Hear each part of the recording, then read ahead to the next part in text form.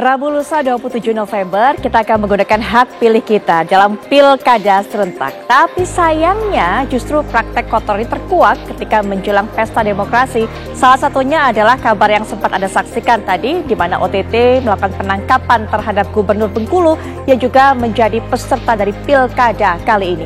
Assalamualaikum warahmatullahi wabarakatuh. Selamat malam pemirsa. Selain cerita tadi yang menjadi pokok utama kami ataupun juga sorotan kami dalam dialog, nanti kami juga akan membahas mengenai vonis bebas yang diterima oleh Ibu Supriyani, seorang guru. Tentunya ini juga diberikan dalam rangka memperingati Hari Guru Nasional. Semuanya akan terangkum di Apa Kabar Indonesia Malam kali ini.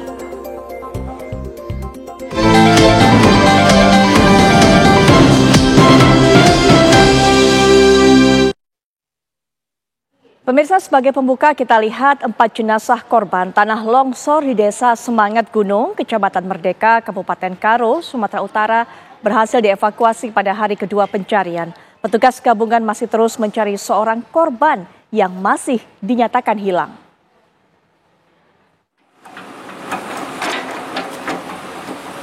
Petugas gabungan masih melakukan proses pencarian korban tanah longsor yang terjadi di kawasan objek wisata pemandian air panas Berastagi. Tepatnya di Desa Semangat Gunung, Kecamatan Merdeka, Kabupaten Karo, Sumatera Utara. Hingga Senin siang hari ini, proses pencarian pada hari kedua, petugas gabungan sudah berhasil melakukan evakuasi terhadap 4 jenazah korban yang tertimbun material longsoran.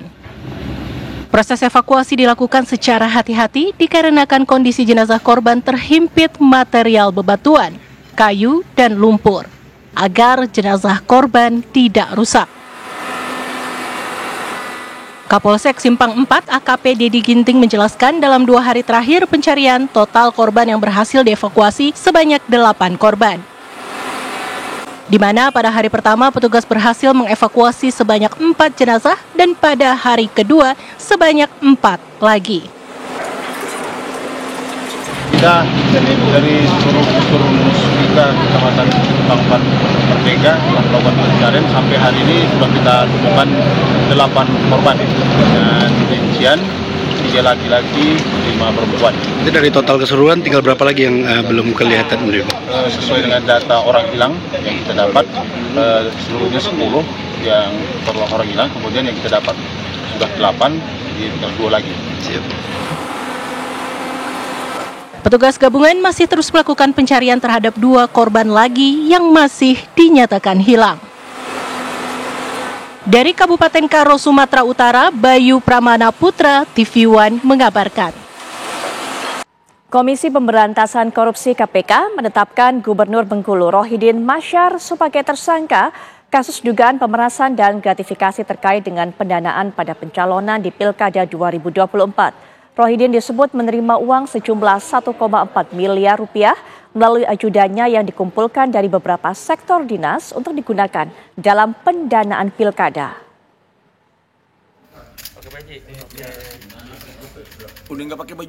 Komisi Pemberantasan Korupsi menetapkan Gubernur Bengkulu Rohidin Masyar sebagai tersangka kasus dugaan pemerasan dan gratifikasi terkait dengan pendanaan pada pencalonan di Pilkada 2024. Selain Rohidin, KPK juga menetapkan 2 orang lainnya sebagai tersangka dalam kasus ini, yaitu Sekretaris Daerah Provinsi Bengkulu Isnan Fajri dan Ajudan Gubernur Efriansyah alias Anca. Alexander Marwata, pimpinan KPK, mengatakan kasus ini berawal dari Rohidin yang menyampaikan pada Isnan. Dia membutuhkan berupa dana dan penanggung jawab. Kemudian Isnan mengumpulkan para OPD dan kepala biro di lingkungan Pemprov Bengkulu untuk membantu Rohidin yang tengah mencalonkan diri sebagai Gubernur Bengkulu. Selanjutnya, Kepala Dinas Kelautan dan Perikanan Provinsi Bengkulu, Syafriyandi, diduga menyerahkan uang 200 juta rupiah agar Rohidin tidak mencopot jabatannya. Dengan terkumpulnya uang dari berbagai sektor tersebut, Kepala Biro Pemerintahan dan Kesra Provinsi Bengkulu, Ferry Ernest Parera, menyerahkan uang 1,4 miliar rupiah kepada Rohidin melalui ajudannya. Alex juga menyebut pihaknya telah menyita uang dengan total 7 miliar dalam kegiatan operasi tangkap tangan ini. Belum. Ke atas. Oke. Bulan Juli tahun 2024 Saudara RM menyampaikan bahwa yang bersangkutan membutuhkan dukungan berupa dana dan penanggung jawab wilayah dalam rangka pemilihan gubernur Bengkulu pada Pilkada serentak bulan November 2024. Selanjutnya pada sekitar bulan September sampai dengan Oktober 2024, Saudara IF mengumpulkan seluruh ketua OPD dan kepala biro di lingkup Pemda Provinsi Bengkulu dengan arahan untuk mendukung program Saudara RM yang mencalonkan diri kembali sebagai Gubernur Bengkulu. Saudara SD mengumpulkan uang sejumlah 2,9 miliar. Saudara SD juga diminta Saudara RM untuk mencairkan honor PTT pegawai tidak tetap dan GTT guru tidak tetap seprovinsi Bengkulu sebelum tanggal 27 November tahun 2024. Jumlah honor per orang adalah 1 juta. Kemudian pada bulan Oktober 2024, Saudara FEP menyerahkan setoran donasi dari masing-masing satker di dalam tim pemenangan Kota Bengkulu kepada RM melalui EP sejumlah Rp1.405.000.000. Atas perbuatannya, para tersangka disangkakan telah melanggar ketentuan pada pasal 12 huruf E dan pasal 12B Undang-Undang Nomor 31 Tahun 1999 sebagaimana telah diubah dalam Undang-Undang Nomor 20 Tahun 2001 Junto Pasal 55 KUHP. Sebelumnya, KPK telah menjaring 8 orang pejabat Pemprov Bengkulu, salah satunya adalah Rohidin. Sedangkan ke-7 orang lainnya merupakan kepala biro, kepala dinas, dan ajudan gubernur. Rohidin dibawa oleh KPK lewat pintu depan dan melalui para wartawan yang telah menunggu kedatangannya. Sementara 7 orang lainnya dibawa melalui pintu belakang. Dari Jakarta, Muhammad Haris, TV One, mengabarkan. Dan pemirsa, untuk mendapatkan informasi terbaru mengenai proses pemeriksaan yang terus berlanjut, rekan kami Fatima Albar akan memberikan informasi terkini. Silakan Fatima. Ya, Putri Viola dan juga pemirsa, memang seperti kita ketahui bahwa Komisi Pemberantasan Korupsi atau KPK telah melakukan penangkapan terhadap Gubernur Bengkulu Rohidin Mersya beserta dengan 7 tersangka lainnya, di mana Gubernur Bengkulu beserta 7 tersangka lainnya ini ditetapkan sebagai tersangka sebagai kasus pemerasan dan gratifikasi di lingkungan Pemprov Bengkulu. Dan seperti diketahui bahwa kemarin Komisi Pemberantasan Korupsi sudah melakukan konferensi pers dan menyampaikan bahwa sudah melakukan ada beberapa barang yang dilakukan penyitaan, mulai dari elektronik, kemudian juga dokumen, dan ada uang yang sudah dilakukan penyitaan yang dilakukan oleh tim KPK atau Komisi Pemberantasan Korupsi. Dan memang sejumlah uang yang dilakukan penyitaan hingga saat ini dikabarkan sudah ada sekitar 7 miliar rupiah yang sudah dilakukan penyitaan.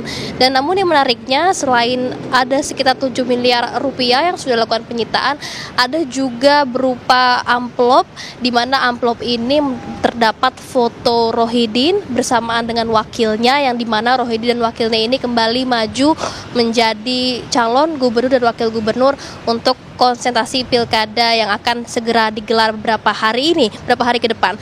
Dan di mana amplop tersebut berisikan uang masing-masing sekitar Rp50.000. Dan memang seperti diketahui bahwa aksi Rohidin ini mengumpulkan beberapa pejabat di Provinsi Bengkulu, diduga untuk mengumpulkan sejumlah uang, di mana nominal-nominal uang tersebut nantinya dipergunakan untuk mendukung Rohidin beserta wakilnya ataupun Rohidin dalam konsentrasi dia dalam menjalankan di pilkada serentak.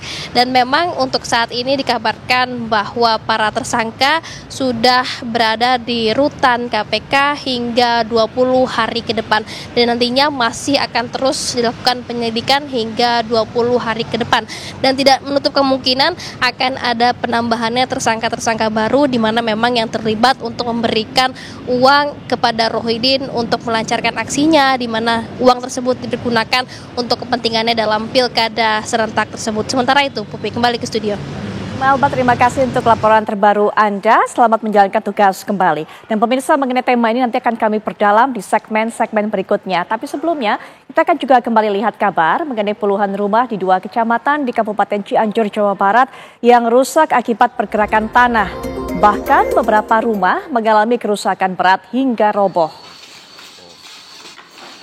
Pemirsa, Anda saksikan ini merupakan detik-detik sebuah rumah di Kampung Cilengsir, Desa Wargasari, Kecamatan Kadu Pandak, Cianjur, Jawa Barat, yang ambruk akibat pergeseran tanah.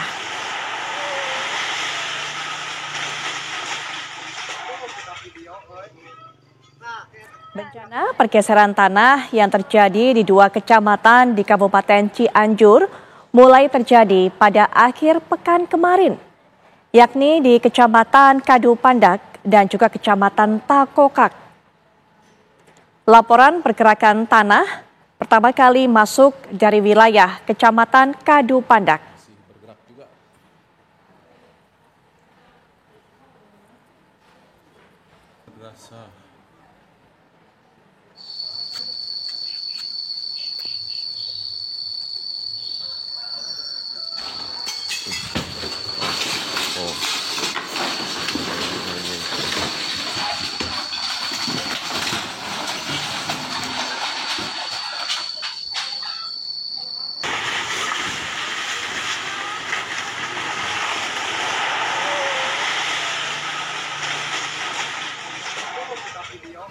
Akibat peristiwa ini, puluhan kepala keluarga yang terdampak pergerakan tanah mengungsi ke kerabat mereka. Pergerakan tanah dipicu oleh hujan lebat yang mengguyur wilayah tersebut selama lebih dari 5 jam. Warga pun diimbau untuk waspada kemungkinan kembali terjadinya pergerakan tanah, mengingat intensitas hujan yang masih terus terjadi di wilayah tersebut. Masih bergerak juga.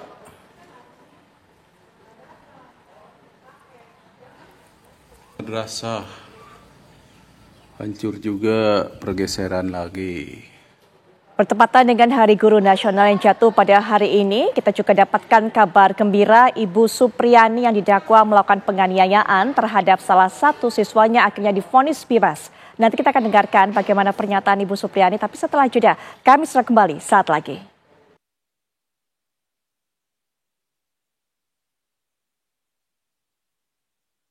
Presiden Prabowo Subianto disambut meriah saat lawatannya ke Uni Emirat Arab Sabtu 23 November 2024 lalu.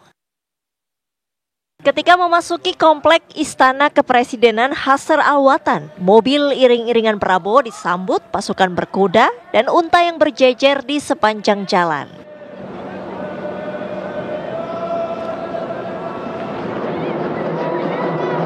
Masuk pelataran istana, dentuman meriam pun digaungkan sebagai pertanda kendaraan Presiden Prabowo telah tiba.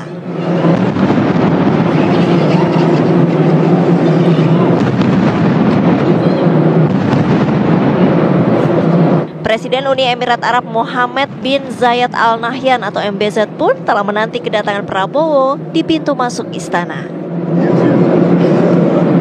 Keduanya lantas berjalan beriringan masuk ke dalam Istana Kepresidenan Hasr Al-Watan yang sudah dipenuhi sejumlah anak-anak sekolah, lengkap dengan membawa bendera merah putih dan bendera Uni Emirat Arab.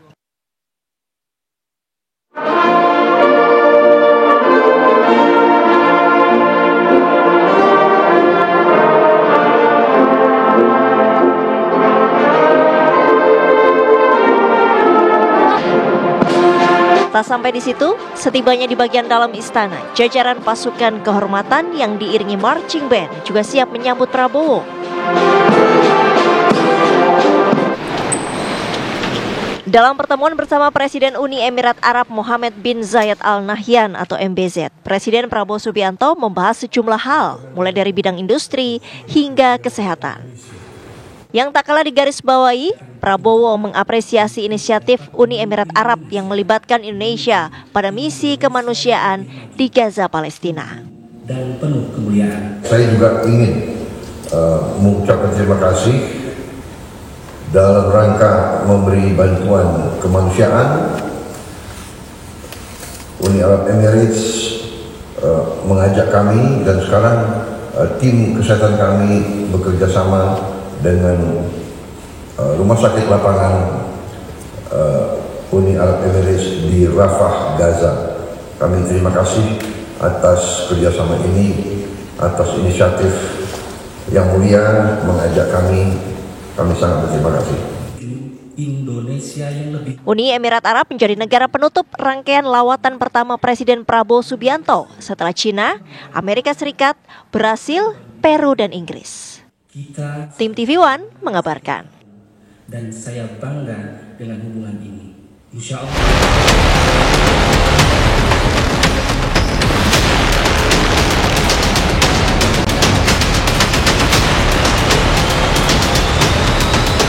Bebaskan terdakwa oleh karena itu dari semua dakwaan penuntut umum.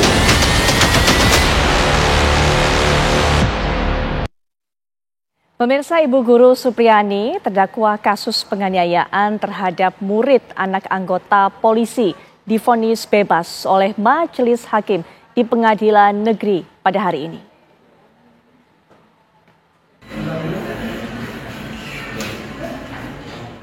Supriyani, guru honorer terdakwa kasus penganiayaan anak polisi, Senin pagi menjalani sidang vonis di Pengadilan Negeri Andolo, Kabupaten Konawe Selatan, Sulawesi Tenggara.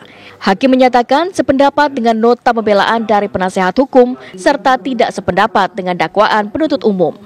Majelis Hakim menjatuhkan vonis bebas terhadap Supriyani serta memulihkan hak-hak terdakwa dalam kemampuan, kedudukan, dan juga martabatnya. Menyatakan terdakwa Supriyani SPD binti Sudiarjo tersebut di atas tidak terbukti secara sah dan meyakinkan bersalah melakukan tindak pidana sebagaimana didakwakan dalam dakwaan alternatif 1 dan dakwaan alternatif kedua penuntut umum. Mendengar vonis bebas dari hakim, Supriyani pun tak kuasa menahan tangis. Tangisan haru juga berdatangan dari rekan-rekan guru yang hadir di ruang sidang.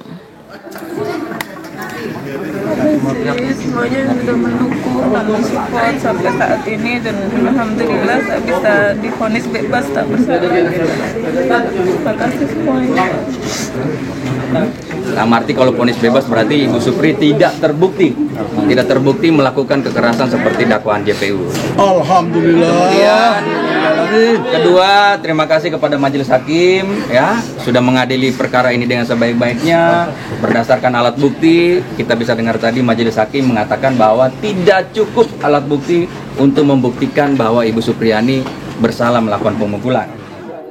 Diketahui Ibu Guru Supriyani menjadi terdakwa atas kasus penganiayaan anak murid yang juga merupakan anak oknum polisi berinisial MCD pada April 2024 lalu. Supriyani sempat menjalani penahanan di lapas perempuan selama seminggu sebelum akhirnya penahanannya ditangguhkan. Vonis bebas Supriyani menjadi hadiah terindah bertepatan dengan Hari Guru Nasional yang diperingati setiap 25 November. Dari Konawe Selatan, Sulawesi Tenggara, Erdika Mukdir, TV One mengabarkan. Tak salah memang jika kami tadi memberikan judul bahwa vonis bebas yang diberikan oleh Majelis Hakim kepada Ibu Supriyani merupakan kado dari peringatan Hari Guru Nasional yang diperingati pada hari ini 25 November. Ini merupakan salah satu bentuk perlindungan hak-hak dan juga kewajiban pada guru yang sedang menjalankan tugasnya dengan mulia. Kita sudah terhubung dengan Ibu Supriyani yang saat ini juga didampingi oleh Bapak Andri Darmawan selaku kuasa hukumnya. Assalamualaikum warahmatullahi wabarakatuh. Selamat malam Ibu Supriyani, Pak Andri. Selamat malam. Selamat malam. Baik, puji syukur alhamdulillah Ibu, Pak Andri juga. Kita mendengarkan tadi bagaimana vonis bebas yang dijatuhkan oleh hakim ataupun juga majelis hakim yang bertugas. Tadi saya bisa melihat Ibu tangis harunya keluar, setelah itu kemudian bertemu dengan keluarga, memeluk anak, memeluk keluarga. Apa yang ada di benak Ibu tadi ketika mendengarkan vonis bebas dari Majelis Hakim, Bu Supriyani?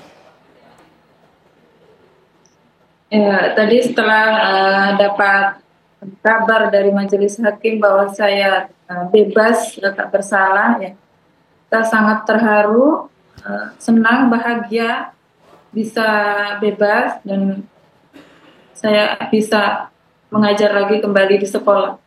Baik, Ibu mengatakan setelah ini akan mengajar kembali karena memang hak-hak Ibu semuanya dipulihkan. Tidak ada rasa trauma Ibu, tidak ada rasa ketakutan mungkin setelah mengalami kasus yang begitu panjang ini Ibu.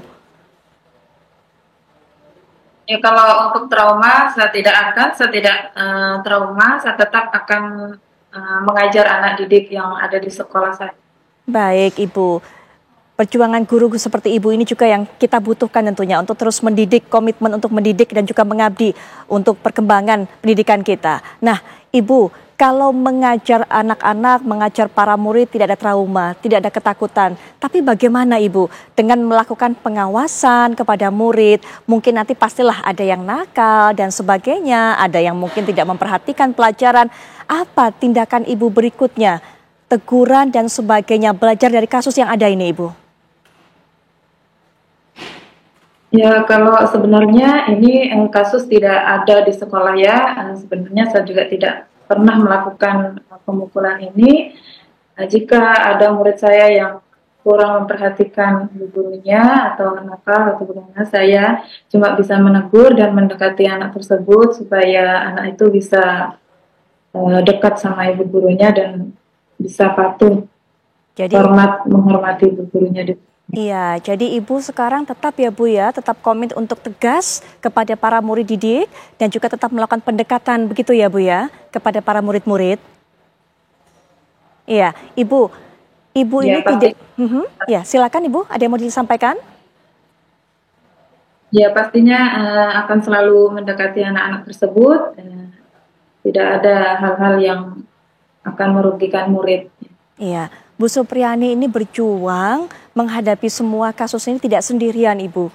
Di belakang Ibu ini banyak sekali yang memberikan perhatian, bukan hanya masyarakat, bahkan tokoh-tokoh pendidikan juga, tokoh-tokoh nasional. Ada yang mungkin Ibu ingin sampaikan kepada semuanya, sehingga kemudian semuanya memberikan dorongan, motivasi kepada Ibu Supriyani hingga saat ini. Ya, saya akan ucapkan terima kasih kepada seluruh masyarakat atau semua teman-teman guru PGRI seluruh Indonesia yang telah dukung dan mensupport saya sampai masalah ini selesai pada saat persidangan putusan tadi. Dan terima kasih juga kepada pengacara saya yang dari awal sudah mendampingi saya sampai selesai tadi permasalahan putusan tadi. Ya, Pak Andri merupakan pengacara yang selalu mendampingi Ibu Supriyani. Mulai awal hingga saat ini kita mendengarkan vonis yang menggembirakan tersebut, Pak Andri. Bagaimana Pak Andri bisa cerita bagaimana perjuangannya atau mungkin justru di perjalanan ini ada tantangan-tantangan yang dihadapi Pak Andri?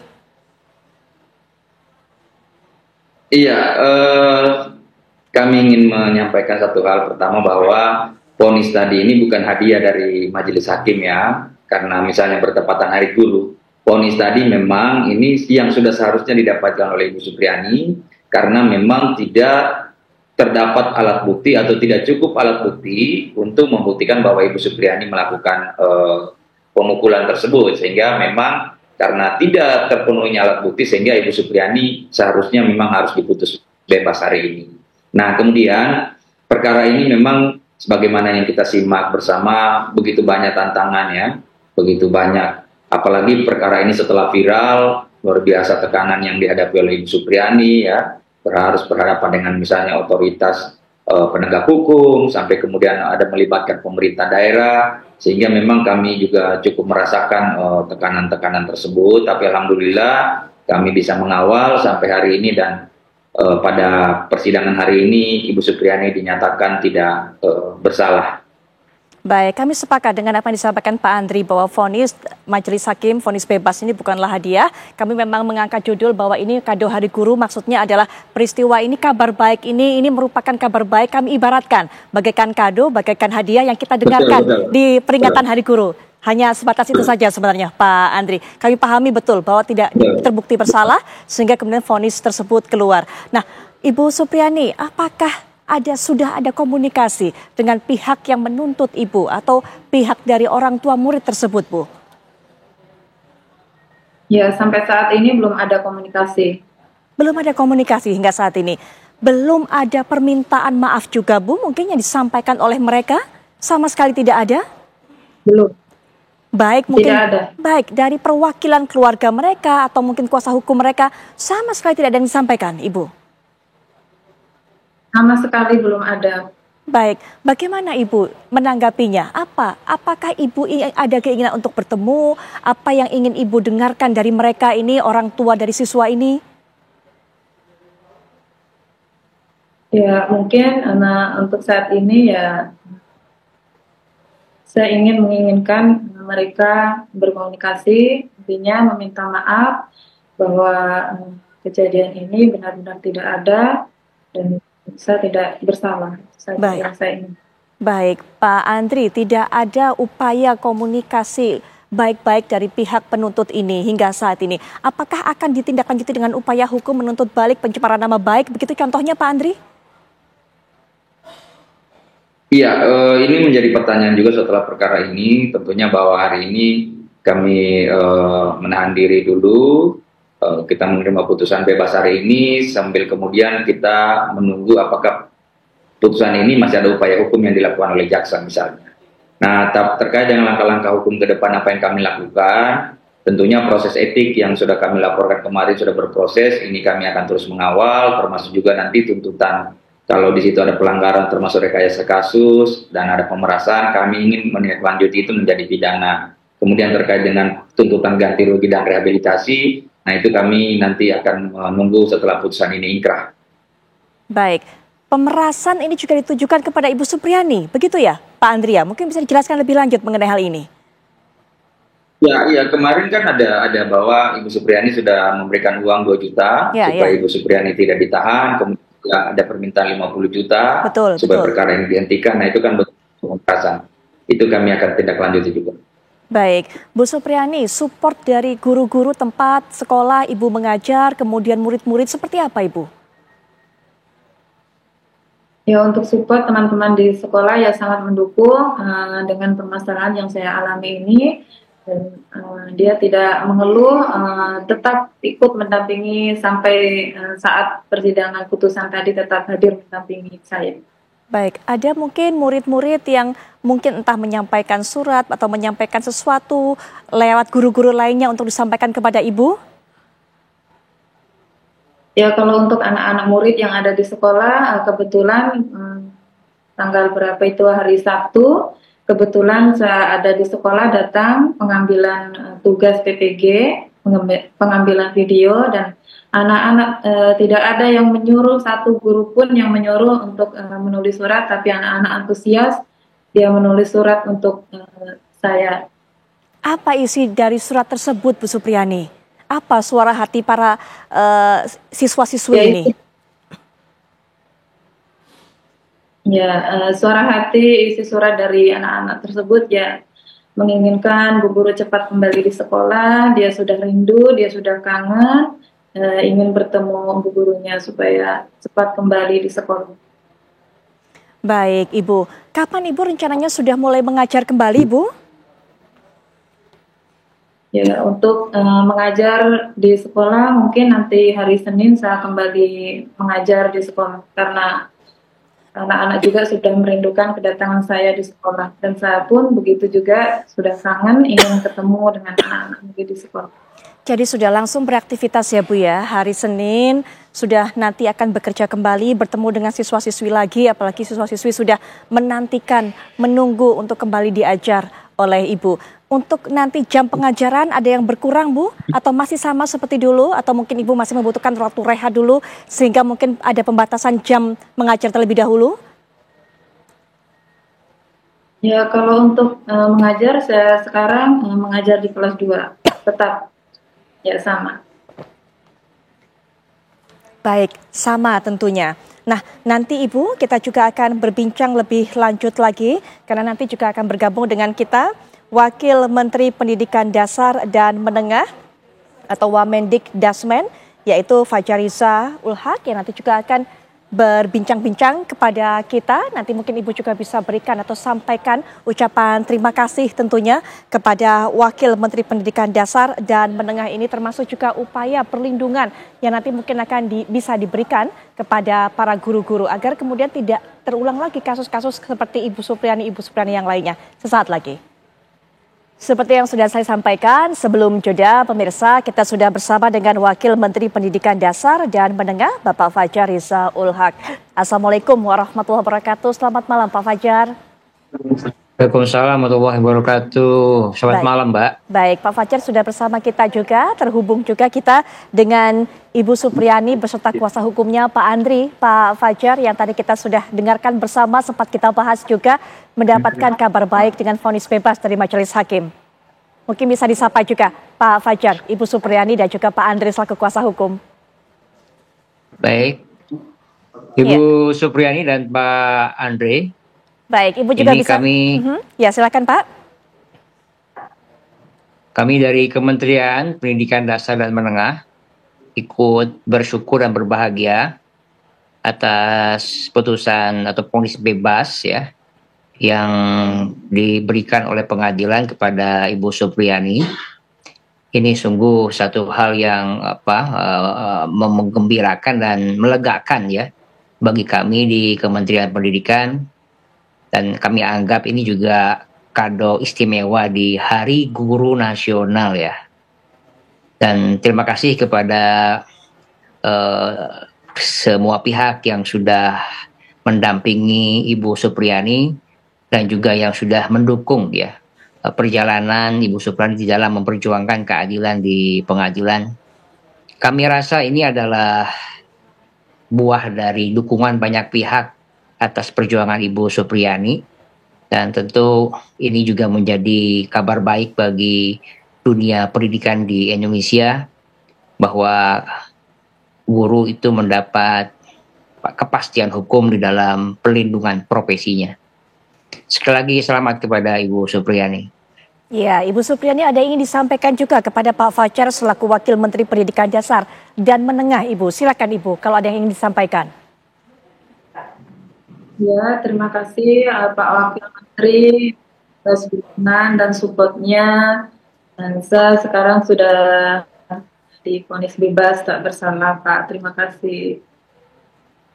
Ya, Pak Fajar, yang bisa kita pelajari juga dari kasus yang bergulir, kasus yang terekspos mungkin yang dialami oleh Ibu Supriyani. Tapi ternyata masih banyak Pak, kasus-kasus lainnya yang terjadi yang tidak terekspos, tidak dilanjutkan ke ranah hukum dan sebagainya, di mana posisi para guru ini menjadi termarginalkan, menjadi tertindas. Padahal mereka dengan niat baik, niat tulus ingin memberikan pelajaran dan juga pengajaran kepada para siswanya. Sehingga butuh Pak yang namanya perlindungan hukum, perlindungan secara pribadi juga kepada para guru ini. Bagaimana Pak menyoroti hal ini Pak Fajar?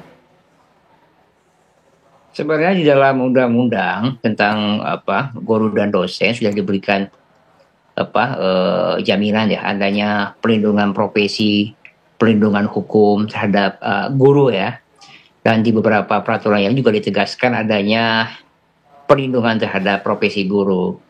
Memang kasus semacam ini Mbak sering terjadi karena mungkin ada kurangnya komunikasi antara sekolah, orang tua ya. Karena kami kemarin juga sudah bertemu dengan Pak Kapolri untuk membahas bagaimana guru betul-betul terlindungi ya hak-haknya, hak-hak profesinya, dan pada saat yang sama juga hak-hak anak juga terjaga. Jadi kami betul-betul ingin melihat sekolah itu sebagai tempat yang aman, tempat yang ramah ya, tempat yang nyaman. Tentu antara guru dan peserta didik itu harus dijaga kehormatannya, dijaga hak-haknya.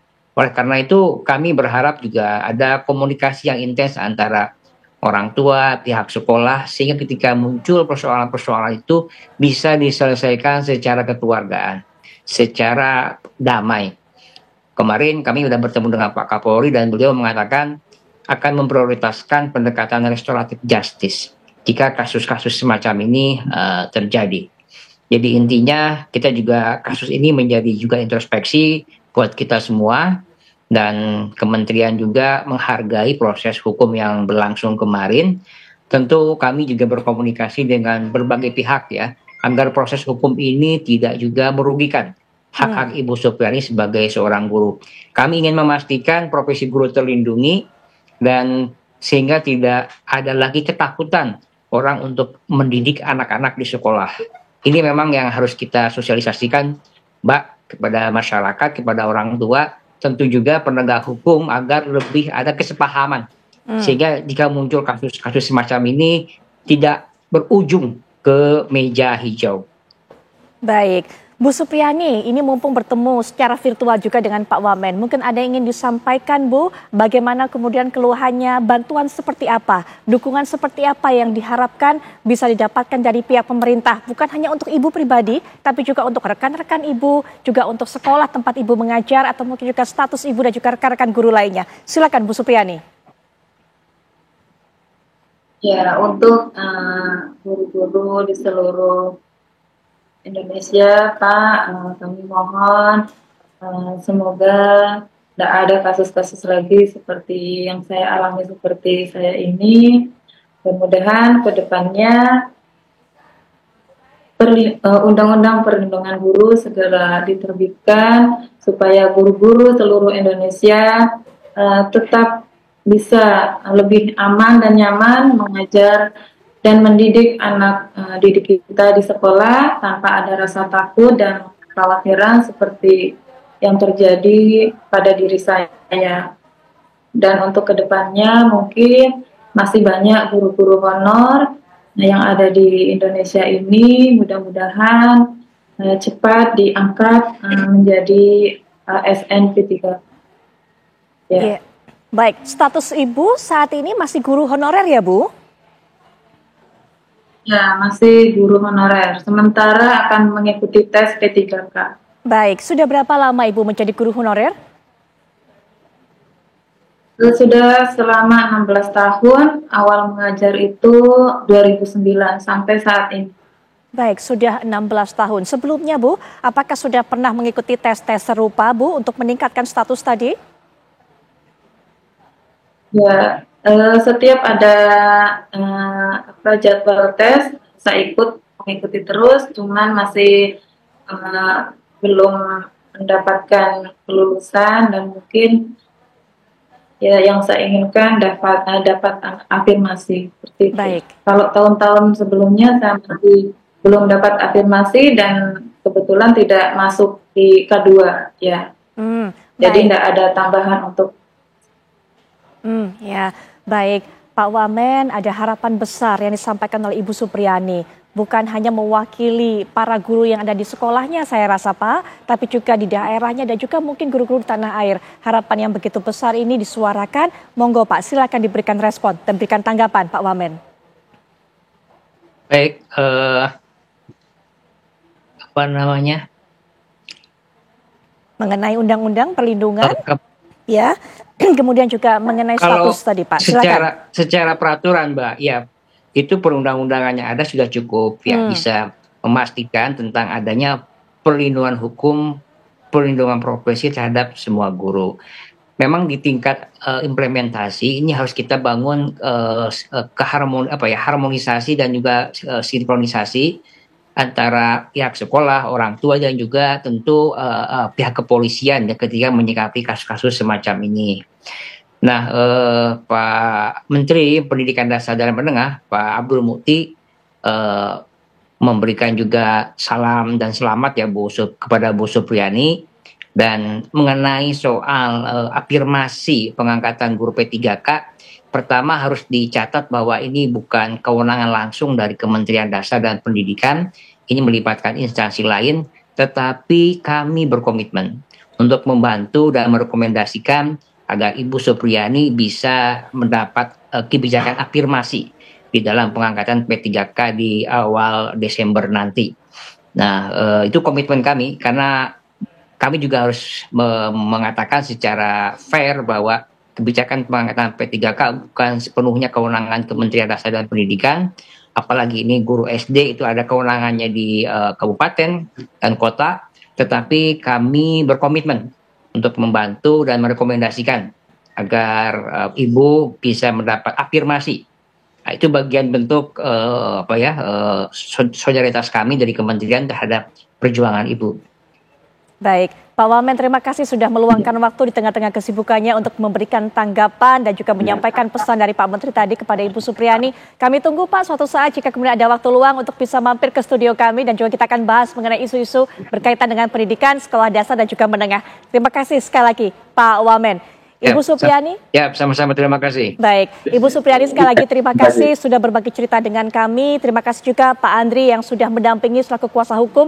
Dan semoga apa yang dialami selama ini Ibu Supriyani tidak menciutkan nyali Ibu untuk terus mengabdi sebagai guru, sebagai seorang pendidik. Kita tunggu Ibu kiprahnya dan kita harapkan tadi doanya, harapannya tadi terjawab. Terutama yang sudah disampaikan kepada Pak Wamen. Terima kasih sekali lagi untuk para narasumber. Selamat malam. Wassalamualaikum warahmatullahi wabarakatuh. Waalaikumsalam. Selamat malam.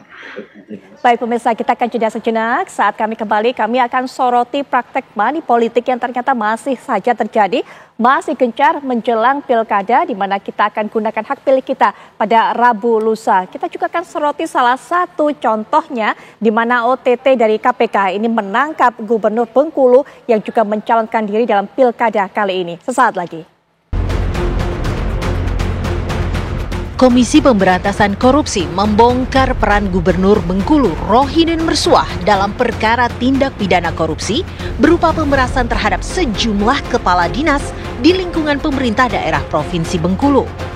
Rohidin memaksa para kepala dinas agar mengumpulkan uang yang dipergunakan sebagai dana pencalonan dirinya di ajang pemilihan kepala daerah atau pilkada serentak. Kasus di Bengkulu menambah daftar praktik kotor dalam pesta demokrasi yang pernah terjadi. Selain politik uang berupa serangan fajar, ada juga praktik pemerasan terhadap bawahan untuk modal tampil di arena pilkada.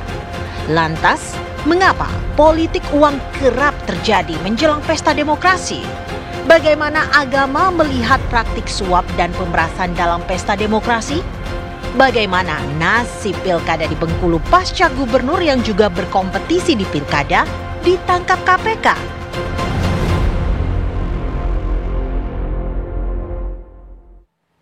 Ironis memang hanya beberapa hari ataupun juga semakin dekat dengan waktu atau saatnya kita menggunakan hak pilih kita dalam pilkada serentak yang akan insya Allah berlangsung pada Rabu 27 November. Tapi ternyata kita dengarkan salah satu peserta dari pilkada ini, yaitu memang Gubernur Petahana Bengkulu yang mencalonkan diri kembali dalam Pilgub Bengkulu ini kemudian terjerat kasus penyuapan kemudian pemerasan oleh KPK pada hari Sabtu lalu. Kasus ini sepertinya menambah panjang daftar praktek money politik yang diterapkan di pilkada ataupun juga setiap menjelang pesta demokrasi. Apakah memang tidak cukup hanya mengandalkan inovasi, visi, misi, rencana program kerja oleh masing-masing pasangan calon ini untuk bisa mengambil hati suara para pemilih? Apakah memang para pemilih kita ini potretnya atau tergolongnya bukan para pemilih rasional, tapi dominasi oleh mereka para pemilih praktis yang ya hanya menerima money politik atau menerima serangan fajar saja untuk bisa menentukan siapa yang akan mereka coblos nantinya. Untuk bisa membahas mengenai hal ini dan terus terang saja malam hari ini kita akan membahas dari berbagai macam sudut pandang. Sudah hadir di samping saya selaku Ketua MUI, Profesor Kiai Haji Asrorun Niam yang juga nanti akan memberikan pandangannya bagaimana secara hukum Islam, secara agama melihat sosok-sosok yang seharusnya menjadi pemimpin, memberikan contoh, tapi malah terjerat politik ataupun juga money politik dan juga praktek-praktek kotor seperti ini. Assalamualaikum warahmatullahi wabarakatuh. Selamat malam Pak Yai. Selamat malam, gimana kabar? Alhamdulillah, baik Pak Yai. Baik, dan juga sudah bersama kita nanti akan memberikan pandangannya selaku pengamat politik Universitas Indonesia, Bapak Dr. Cecep Hidayat. Assalamualaikum warahmatullahi wabarakatuh. Selamat malam, Pak Cecep. Selamat malam, Mbak. Ya, kemudian juga sudah bergabung secara daring dengan kita yaitu mantan anggota Bawaslu, Bapak Dr. Nur Hidayat Sarbini. Selamat malam. Assalamualaikum warahmatullahi wabarakatuh. Pak Hidayat. Selamat malam, Mbak. Baik. Assalamualaikum. Baik, selamat malam. Pak Hidayat, langsung saja kita akan lihat ke lapangan. Karena Pak Nur Hidayat ini juga pada saat itu menjabat sebagai anggota Bawaslu pasti menemui praktek-praktek seperti ini di lapangan. Pada kenyataannya seperti apa sih Pak? Bagaimana kemudian mereka yang berpartisipasi dalam setiap pemilihan, entah itu pemilu, kalau kita bicara saat ini adalah kerangkanya adalah merupakan pilkada, ini banyak melakukan hal-hal tersebut, praktek-praktek seperti ini. Silakan Pak. Iya, karena political high cost ya, politik biaya tinggi, terutama dalam kebutuhan sejak kandidasi. Kita tahu bahwa semua orang gitu ya, kalau mau mencalonkan diri kan harus punya tiket gitu ya. Sedangkan seperti juga kita naik pesawat, tiket harus tidak gratis, harus dibeli kepada partai politik maupun gabungan partai politik. Nah kemudian dalam kampanye untuk satu daerah, misalnya seluas Jawa Tengah, yang terdiri atas 35 kabupaten kota, dari Brebes sampai ke Rembang, dari Blora sampai ke Cilacap, itu luas wilayah gitu ya. Dan karena itu semuanya tidak gratis. Kalaupun tidak untuk politik uang saja, itu udah besar ya, untuk pasang baliho ya, selain tadi itu mungkin juga bayar mahar dan segala macam. Jadi kemudian untuk operasional yang tidak saja akan memberi dampak elektoral, tapi pada langkah awal saja sudah memang memerlukan uang. Dan jangan coba-coba kalau memang hanya sekedar gratis, tampaknya agak susah ya, agak sulit untuk bisa leading gitu. Nah karena itu memang dalam politik memerlukan uang, kendati pun tidak seluruh hal harus dengan cara-cara yang tidak baik. Dan memang di satu sisi itu karena problem masyarakat kita yang juga kadang-kadang mengkonstruksi kita kepada pemimpin itu dengan begitu agung. Pemimpin itu dipersepsi oleh sebagian besar masyarakat sebagai orang yang dermawan. Nah kadang-kadang orang yang dipersepsi dermawan tadi tidak selalu punya uang di kantongnya, di tabungannya, dan kemudian hutang dan segala macam atau pinjaman, nanti bunga dividennya dengan membayar kebijakan yang pro kepada pemodal dan seterusnya. Memang sama seperti di Amerika, kita juga mengalami liberalisasi, yang liberalisasi itu selalu memerlukan uang. Kendati pun untuk memenangkan tidak selalu memerlukan uang sebenarnya. Tapi kadang-kadang pemilih juga punya kontribusi gitu ya. Kontribusi dalam persepsi tadi itu. Kalau orang tidak punya uang ya nggak bakal didatangi kalau pemilih gitu. Dan kita tahu memang secara potensial kita punya sekitar 30 sampai 30% lah pemilih kita yang memang kadang-kadang mengucapkan selamat datang politik uang dan seterusnya. Kalau enggak dia enggak akan datang dan memilihnya lagi. Nah, samping itu juga kadang-kadang paslon juga enggak terlalu percaya diri kalau tidak dengan uang, dia tidak akan memperoleh dukungan. Jadi hasil riset yang sangat baik saya kumpulkan juga, dan simpulan sebagian besar mengatakan bahwa memang persepsi pemilih itu menentukan apakah seseorang mau menerbitkan praktek politik uang atau sebaliknya. Jadi kita juga punya kesalahan, sehingga para peserta pemilu ya termasuk dalam pilkada ini harus mengeluarkan uang dengan jumlah yang tentu saja tidak sedikit. Dan ini adalah seperti yang tema kita Mbak Putri, bahwa ini bagian dari jebakan Batman, dan itu adalah dari lingkaran setan untuk adanya praktek korupsi sistemik dalam politik kita. Dan itu salah satu ya, selain juga kelebihan kita dengan pilkada ini misalnya, tapi juga ada kelemahan kita dalam praktek klientelisme di daerah-daerah, termasuk dalam pilkada sejak sejak Juni 2005, yang tentu saja saya pernah jadi ketua Bawaslu, pernah juga menindak hal-hal semacam ini. Sebagian bisa ditindak, sebagian yang lain tidak bisa ditindak karena sejumlah kelemahan termasuk ketentuan peraturan perundang-undangan. Di situ poinnya, Mbak. Pak Hidayat, dari yang kita ketahui, informasi yang didapatkan dari pihak KPK dalam konferensi persnya ini kan mengatakan bahwa Gubernur Bengkulu ini melakukan pemerasan terhadap para kadis-kadis dan juga karo yang ada di bawah-bawahnya untuk menyetorkan sejumlah uang sebagai biayanya untuk melakukan kampanye dan sebagainya. Apakah metode-metode ini juga sering dilakukan oleh mereka yang maju dengan status petahana, Pak?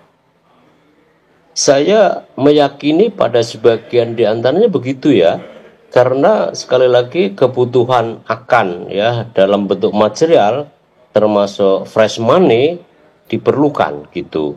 Dan cara yang tidak benar akhirnya adalah melakukan praktek semacam itu. Dan ini bukan kali pertama kan, dan apalagi dalam beberapa hal kita tahu Gubernur lampau juga di Bengkulu juga seperti itu, dengan konotasi yang berbeda juga sebenarnya.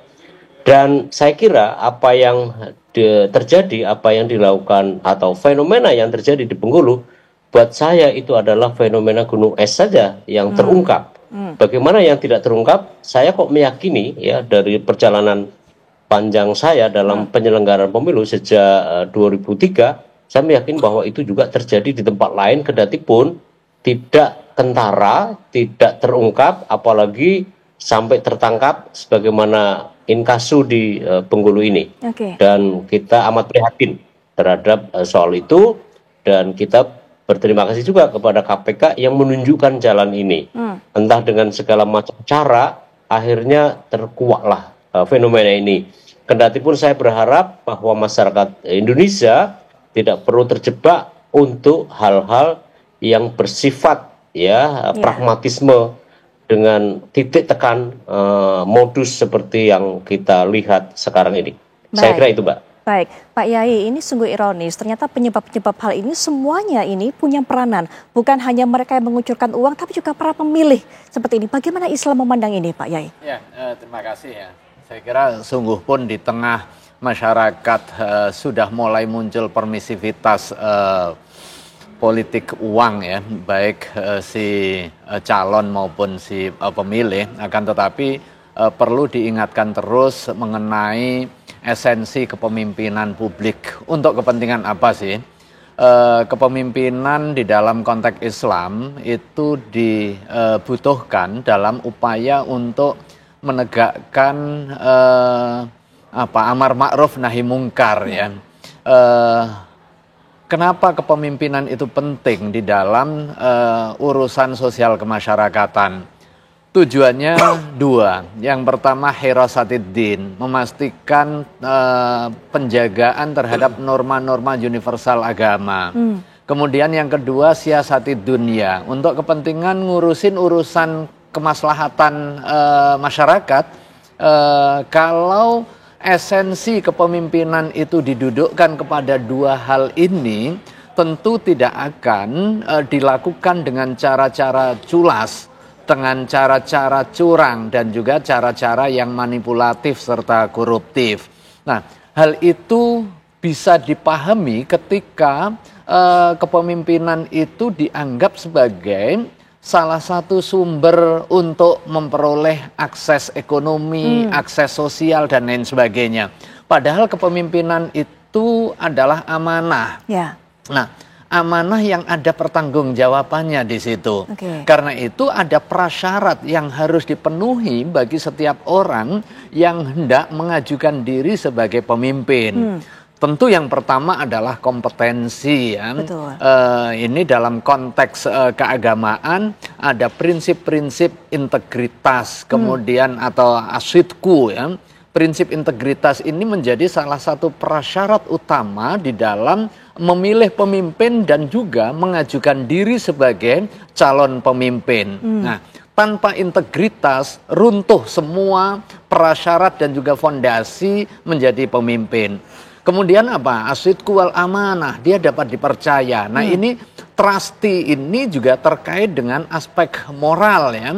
Baru kemudian masuk kepada tabligh dan juga fatonah. Ada kecerdasan, di sini berarti kompetensi.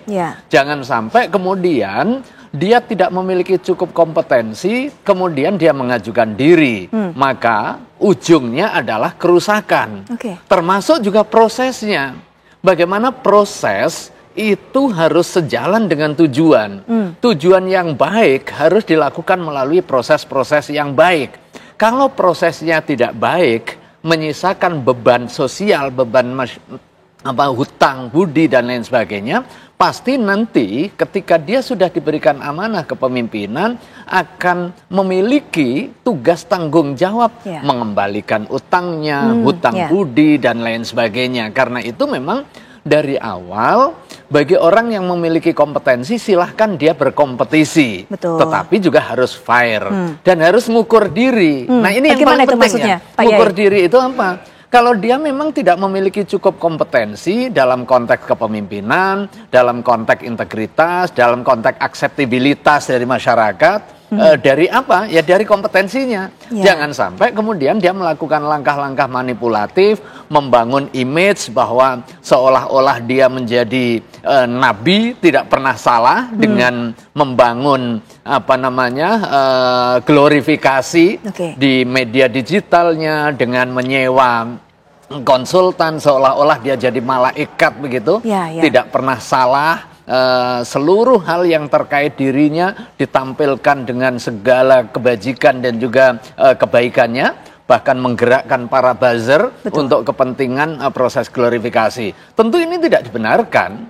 Nah, sekalipun kadang itu lumrah. Nah, sesuatu yang lumrah kemudian menjurus kepada hal yang biasa, padahal secara substansi dia buruk, harus tetap diingatkan dan juga dihentikan. Jangan sampai kemudian kita berkompromi terhadap realitas yang buruk, akhirnya kita permisif terhadap kebiasaan itu dan kita justifikasi sebagai sebuah kebiasaan di dalam kontestasi politik. Nah, saya kira ini momentumnya ya, momentum yang ditampakkan di Provinsi Bengkulu misalnya, kita harus lihat sebagai sebuah fakta bahwa ujung tindakan yang tidak dibenarkan secara hukum itu bukan hal yang baik. Padahal niat utama di dalam upaya kontestasi memilih pemimpin adalah bagaimana mendharma baktikan kepemimpinan kita untuk kemaslahatan publik. Nah, karena kita begitu masuk kepada pencalonan kepemimpinan publik, kita sudah mewakafkan diri untuk kepentingan apa? Kepentingan orientasi kemaslahatan publik.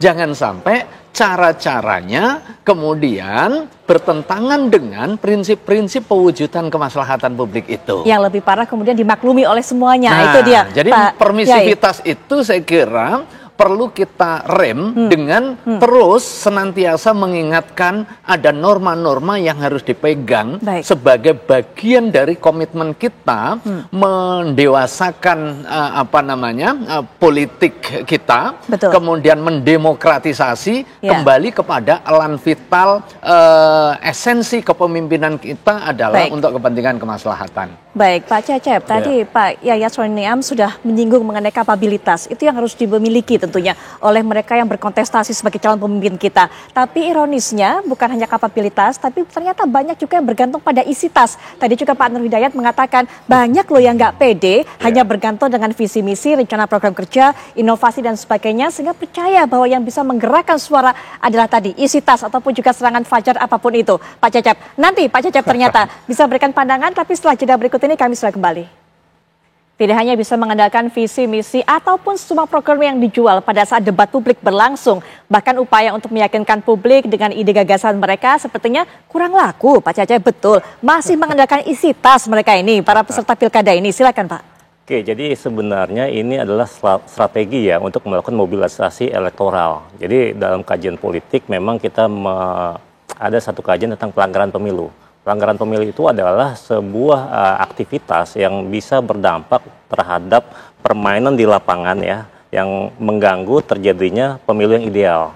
Nah, kemudian dari sini seorang ilmuwan politik Birch itu 2007 dia bikin strategi beberapa kategorisasi ya, strategi untuk melakukan mobilisasi elektoral. Nah, apa saja? Ya bisa dia kebijakan alokasional. Kemudian yang kedua dia bisa patronase.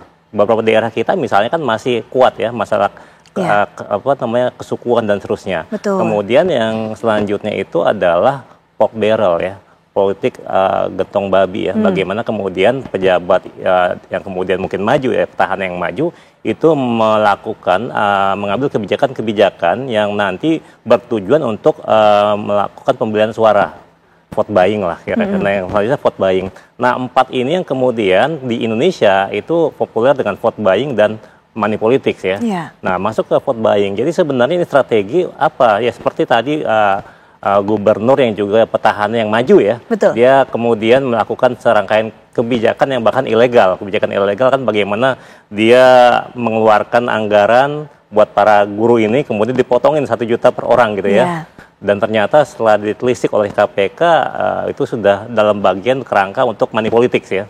Ini amat disayangkan sebenarnya bagaimana tadi yang sampaikan Prof ya, untuk ketika seorang calon pemimpin harusnya kan kita lihat rekam jejaknya. Tapi memang inilah potret dari beberapa daerah di Indonesia sebenarnya ya. Bagaimana pertama berarti kita lihat juga dari yang tadi masalah pelanggaran, kita masuk ke beberapa hal yang mesti diperhatikan ya dalam proses pemilihan lah. Nah memang rekam jejak ya ini penting sebenarnya ya, sehingga kemudian apa prestasi dia sebelumnya, apa raihan dia sekarang, apa visi dia 5 tahun ke depan misalnya untuk membangun daerah-daerah yang ada di Indonesia ini perlu jadi potret sebenarnya, perlu jadi perhatian dari para pemilih kita ya. Persoalannya kan ini tinggal 3 hari lagi nih. Betul. Dan memang cara yang paling efektif di detik-detik terakhir ini adalah dengan yang tadi dilakukan money politics ya. Memang isu money politics ini sejak setelah reformasi dari slogan ambil uangnya jangan pilih orangnya sampai sekarang betul. jangan pilih jangan ambil uangnya jangan pilih orangnya, tapi ya, masih jadi persoalan ya. Ternyata sebagian besar masyarakat kita ya masih menerima dengan berbagai derajat tertentu tentu saja ya, berbeda karakteristiknya. Karena memang kan karakteristik di wilayah-wilayah di Indonesia ini berbeda-beda, sehingga kemudian penerimaan mereka, permisivitas mereka terhadap money politik juga berbeda-beda. Tapi itu 2 hal yang saya highlight sebenarnya, masalah vote buying dan money politik yang memang akhirnya berkembang. Dan ini kan terjadi sejak di Pileg dan Pilpres Februari kemarin sampai nanti di November ini ya, saya kira terjadi 2. Dengan adanya pilkada yang serentak seperti ini semua daerah bersamaan, apakah memang pengaruh juga meningkatkan hal seperti ini Pak Cecep? Karena kan kalau sebelumnya parsial begitu, sehingga mungkin donasi ataupun juga kontribusi dari masing-masing partai politik bisa lebih besar. Tapi kalau saat ini mungkin dari partai politik satu begitu yang diberikan harus dibagi ke berbagai banyak, tidak cukup kuat partai politik ini untuk memberikan bantuan. Ya memang jadi itu ya, memang kalau kita bicara money politik akhirnya ya yang seperti tadi disampaikan ya, dengan kondisi yang sekarang sudah lelah sejak Pileg dan Pilpres, sebenarnya sudah lelah sebenarnya partai sendiri. Kalau dari diskusi dengan beberapa orang partai juga kan, waduh udah habis-habisan juga. Apalagi besok ya 3 hari lagi, apakah masih cukup kuat?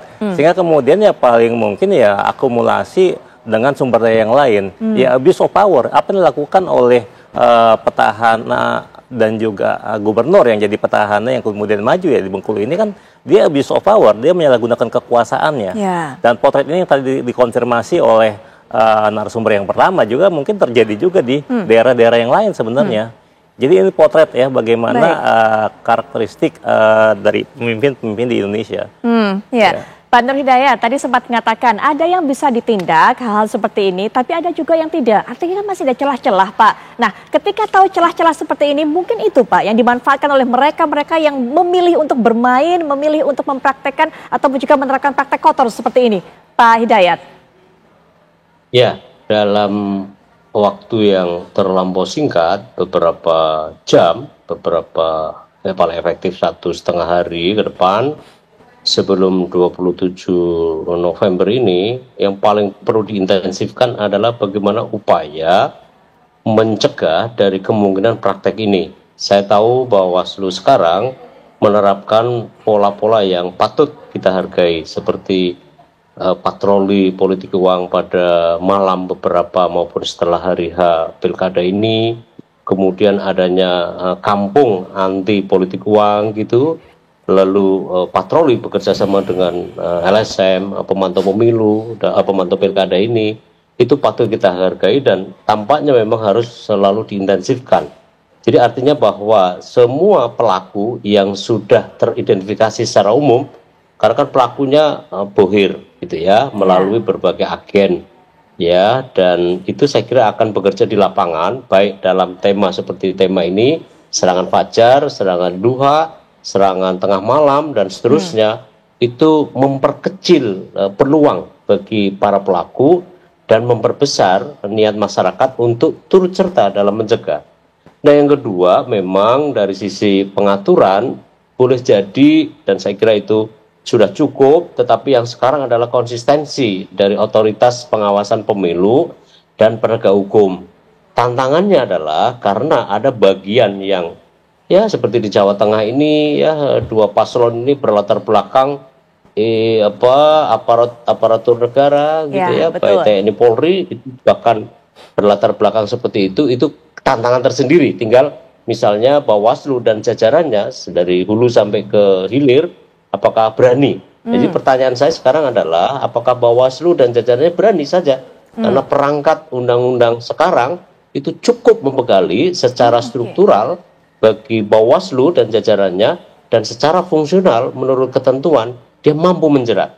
Tinggal di situ apakah dia mampu bertahan dari proksimitas, ya, tekanan, baik tekanan paslon, tim kampanye, maupun kadang-kadang mereka-mereka yang memang menggunakan abusing of power untuk melakukan upaya-upaya yang tidak benar. Ya, saya tahu bahwa mereka sudah bertekad. Bahkan hari ini ada apel siaga untuk mencegah pelanggaran.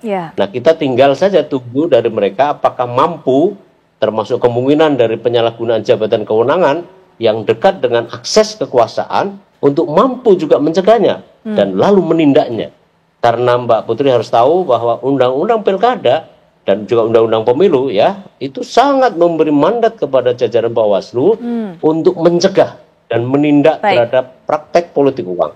Zaman saya dulu masih pengaturannya masih kurang lengkap. Nah, sekarang jauh lebih lengkap. Kira-kira, Mbak. Pak Nur Hidayat, terima kasih sudah bergabung dengan kami, termasuk juga tadi seruannya, itu termasuk juga pesan untuk para anggota Bawaslu sekarang. Ketegasan, integritas, komitmen dibutuhkan, termasuk juga keberanian. Begitu ya, Pak. Sekali lagi terima kasih, Pak, sudah bergabung dan juga memberikan pandangannya. Nanti setelah jeda juga kita akan kembali lanjutkan perbincangan, termasuk juga Prof. Niam. Tadi sudah dikatakan, banyak masyarakat ini yang kemudian berpandangan boleh diambil uangnya tapi jangan coblos orangnya, artinya coblosnya sesuai dengan hati nurani. Bagaimana Islam memandang ini juga? Nanti kita akan bahas setelah jeda berikut ini. Narasumber sebelumnya juga merupakan mantan Ketua Bawaslu, juga sudah memberikan pesan kepada masyarakat, sehendaknya masyarakat kemudian jangan menerima yang namanya serangan fajar, bahkan juga tadi menyebut ada serangan duha, serangan tengah malam, jadikan fajar, duha, tengah malam itu untuk waktu ibadah, begitu ya Prof. Niam ya, bukan untuk menerima serangan-serangan dari masing-masing pasangan calon. Tapi ini juga banyak yang ingin sekali mengetahui bagaimana kemudian Islam memandang masyarakat yang menerima itu, karena juga mengatakan itu kan uang dari masyarakat juga, bahkan masyarakat juga berdalih begitu, Prof, mengatakan bahwa oh nggak apa-apa kok terima uangnya asal yang dicoblos sesuai dengan hati nurani. Silakan, Prof. Niam. Terima kasih ya. Dalam proses pemilihan kan ada dua sisi ya, sisi pemilih dan sisi orang yang dipilih.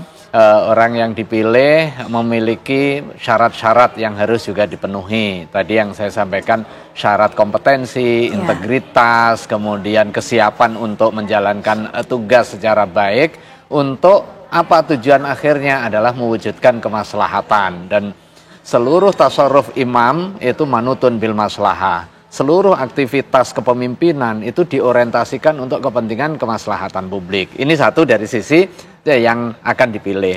Yang akan memilih juga memiliki syarat-syarat. Kan kewenangan dia memberikan hak pilih itu kan terikat. Terikat oleh apa? Terikat oleh syarat-syarat. Sekalipun bunyinya adalah hak pilih, tetapi di sisi yang lain dia punya tanggung jawab untuk mewujudkan kepemimpinan yang ideal, yang bisa menjalankan tugas-tugas kepemimpinan yang baik di dalam mewujudkan kemaslahatan publiknya.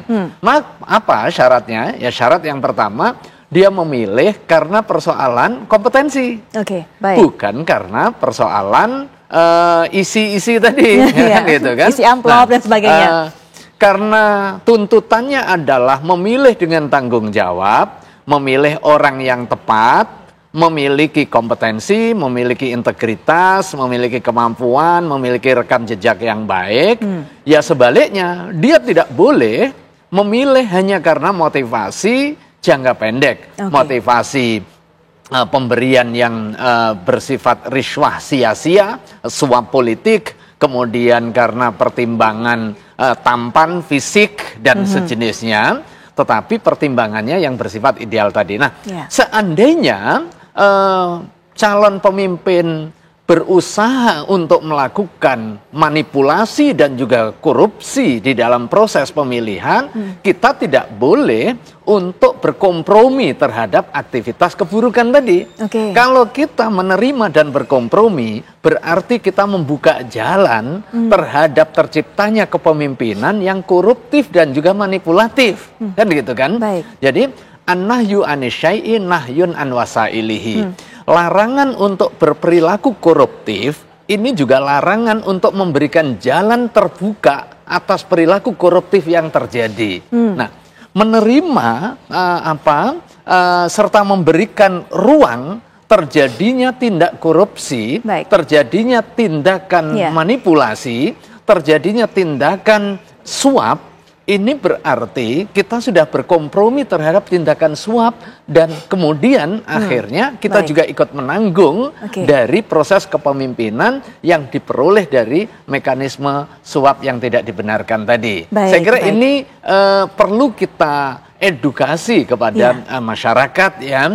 Jangan sampai kemudian hanya karena pertimbangan jangka pendek kemudian kita melacurkan diri hingga kemudian terjadi apa yang terjadi. Jalanan dikurangi, komposisinya, kemudian sekolah juga dikurangi bangunannya, yang akhirnya yang rugi adalah kita semua dalam jangka panjangnya. Baik. Pemilih transaksional ternyata masih lebih banyak dibandingkan pemilih rasional. Apakah memang seperti itu peta kenyataan yang ada menjelang pilkada ini? Sekalian juga penutup, Pak Cecep. Ya, jadi saya kira gini, ini kan karakteristik voters atau pemilih ini tergantung dari status sosial ekonomi dari masing-masing daerah sebenarnya. Itu cerminan ya, bagaimana kemudian tingkat dari kelas ekonomi masyarakat kita, tingkat pendidikan masyarakat kita, itu yang kemudian nanti berdampak ya pada karakteristik pemilih yang katakan rasional atau irasional atau bahkan primordial gitu. Nah, disinilah memang harusnya ada beberapa hal yang perlu dilakukan ya untuk mengatasi politik uang ini, termasuk juga vote buying atau pembelian suara ya. Yang pertama tentu saja tadi di-highlight oleh Prof ya, masalah pendidikan. Bagaimana kemudian kita semua sebagai bagian dalam proses ya menciptakan demokrasi di negeri ini itu perlu memberikan pendidikan politik buat semua lapisan masyarakat. Kemudian yang kedua adalah pengawasan ya terhadap jalannya proses pemilu dalam hal ini pilkada besok gitu. Kita semua harus menjadi pengawas buat proses yang terjadi. Ya, itu yang kedua. Kemudian yang selanjutnya adalah penegakan hukum. Kalau memang nanti ada pelanggaran harus tegakkan. Ya, termasuk tadi ketika Pak Sardini sampaikan bahwa Bawaslu sudah kuat posisinya sekarang dibanding beberapa dekade yang lalu. Ya udah, di situ kemudian 3 hal itu yang harus dilakukan biar apa? Biar money politik kalau nggak bisa dihilangkan diminimalisasi. Kenapa kita harus menghilangkan money politik? Yang pertama dia merusak nilai demokrasi. Padahal sejak tahun 99 kita memilih jalan demokrasi, kita butuh 9 kali pemilu demokratis. Baru 99 sampai 2044 paling minimal. Nah, kita baru 5 kali, jadi masih panjang. Jangan sampai setback. Kemudian yang kedua, kalau kita bisa menghilangkan money politik atau vote buying ya, itu kita bisa berusaha meminimalkan budaya koruptif sebenarnya. Karena tadi ya ketika sekarang dapat dukungan, maka setelah terpilih it's time to pay back gitu, saatnya balik modal. Kemudian yang selanjutnya kenapa dia harus dihilangkan juga ya?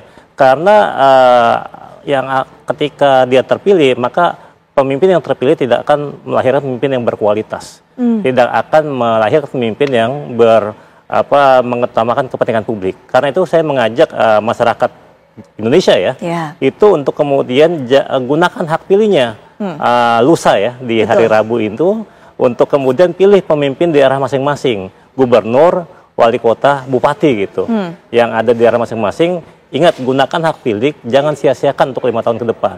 Jangan sampai Anda menjadi pemilih yang transaksional lah. Itu dia, apalagi kemudian untuk 5 tahun ke depan bagaimana nasib masyarakat yang dipimpin oleh pemimpin baru itu juga ditentukan dari nanti bagaimana kemudian mereka menentukan hak pilihnya. Apakah memang berdasarkan pertimbangan yang cukup clear ataupun juga berdasarkan serangan-serangan tadi. Itu yang kita harapkan jangan sampai terjadi, politik transaksional. Prof Niam, terima kasih sudah hadir memberikan pesan kepada masyarakat, para calon pemilih juga. Pak Cecep juga terima kasih. Dan kami harapkan juga pesan-pesan tadi bisa Anda dengarkan pemirsa sebelum Anda nanti memberikan hak pilih Anda pada Rabu 27 November. Pertimbangkan betul, lihat betul bagaimana kualifikasi yang dimiliki oleh para calon pemimpin di daerah Anda masing-masing dan gunakan hak pilih Anda sesuai dengan hati nurani. Nanti kita akan kembali setelah jeda berikut ini. Pastikan Anda masih bersama kami di Apa Kabar Indonesia Malam.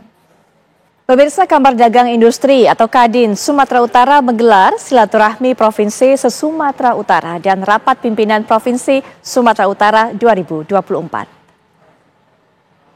Kemudian untuk ALB yang hadir, kita panggil juga satu-satu, kita sediakan. Kamar Dagang dan Industri Kadin Indonesia menggelar acara silaturahmi Kadin Provinsi se-Sumatera dan rapat pimpinan Provinsi Kadin Sumatera Utara 2024. Acara yang bertema Kadin Bersatu Indonesia Maju ini dihadiri langsung oleh Wakil Ketua Umum Bidang Organisasi Kadin Indonesia, Taufan Eko Nugroho. Sinergitas Kadin dan pemerintah dalam peningkatan infrastruktur, swasembada pangan, serta pendidikan menuju Indonesia Emas 2045 pun menjadi subtema dalam silaturahmi dan dialog interaktif ini. Hadir dalam acara tersebut Ketua Kadin Sumatera Utara Firsal Dida Mutiara, Sekda Provinsi Sumatera Arif S. Trinugroho, dan Wali Kota Medan Bopi Nasution yang juga sebagai Wakil Ketua Umum BPP HIPMI. Wakil Ketua Umum Bidang Organisasi Kadin Indonesia, Taufan Eko Nugroho, menyampaikan bahwa aspirasi-aspirasi yang diterima dalam silaturahmi dan dialog ini akan menjadi pembahasan dalam rapat pimpinan nasional nantinya. Hasil dari pimpinan provinsi hari ini. Alhamdulillah hari ini kami menyelenggarakan acara Rapim Provinsi Kadin se-Sumatera Utara, luar biasa animonya, dan juga dihadiri oleh rekan-rekan dari kabupaten kota seluruh Sumatera Utara. Banyak mendapatkan aspirasi-aspirasi yang baik, yang bagus, yang insya Allah akan kita sampaikan juga di acara Rapimnas nanti. Dengan ada acara seperti ini, sinergitas antara provinsi dan tingkat nasional Kadin Indonesia akan semakin terjalin lebih erat lagi, sehingga pembangunan melalui daerah akan bisa kita support ke depannya. Acara Forum Silaturahmi Kadin se-Sumatera dan Rapat Pimpinan Provinsi Kadin itu menjadi ajang dialog sesama pengusaha dan para pebisnis dengan pemerintah daerah. Dari Medan, Sumatera Utara, Nofri Afandi, Khairil Arisandi, TV One mengabarkan. Pemirsa, dalam rangka pemilihan gubernur, wakil gubernur, bupati, wakil bupati, dan juga wali kota, wakil wali kota yang dilakukan secara serentak di berbagai daerah di tanah air dalam Pilkada serentak 2024 kali ini, tepatnya di 37 provinsi dan 508 kabupaten ataupun juga kota di seluruh Indonesia. Maka KPU ini menyelenggarakan kegiatan Election Visit Program atau Indonesia Simultaneous Regional Election 2024. Diselenggarakan pada tanggal 25 sampai dengan 28 November di Surabaya, Jawa Timur. Nah, untuk mengetahui bagaimana kegiatan itu berlangsung, apa saja agendanya, kita akan langsung saja mendengarkan dari laporan rekan kami, Goldi Gumilang di Surabaya, Jawa Timur. Silakan Goldi.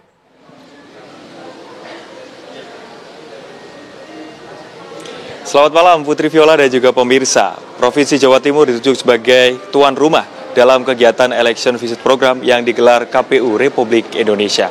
Dan malam ini kegiatan dimulai hingga nanti pada hari Kamis tanggal 28 November 2024. Dan untuk lebih lengkapnya pemirsa, di samping kami telah bergabung dengan Ketua KPU Republik Indonesia dengan Bapak Muhammad Afifuddin. Selamat malam Bapak Afif. Selamat malam Mas.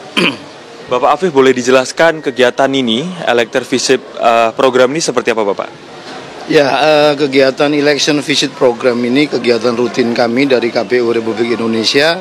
Setiap kali ada pemilu maupun pilkada, dan untuk kegiatan pilkada kali ini EVP atau Election Visit Program kita selenggarakan di Jawa Timur untuk melakukan visit atau mendatangi beberapa TPS yang ada di sekitar Surabaya, Sidoarjo, dan daerah sekelilingnya. Nah, EVP ini akan diikuti oleh beberapa perwakilan dari KPU luar negeri yang memang kami KPU dunia ini punya jaringan, punya perkumpulan yang setiap kali satu negara menyelenggarakan pemilu biasanya kami saling mengundang. Nah, salah satu negara yang punya kesempatan biasanya datang beberapa perwakilannya untuk menghadiri dan sekaligus menyaksikan, menjadi saksi proses pemilu di negara tersebut. Selain dari perwakilan KPU, kami juga mengundang perwakilan negara sahabat dan juga kampus luar negeri dan juga kampus dalam negeri.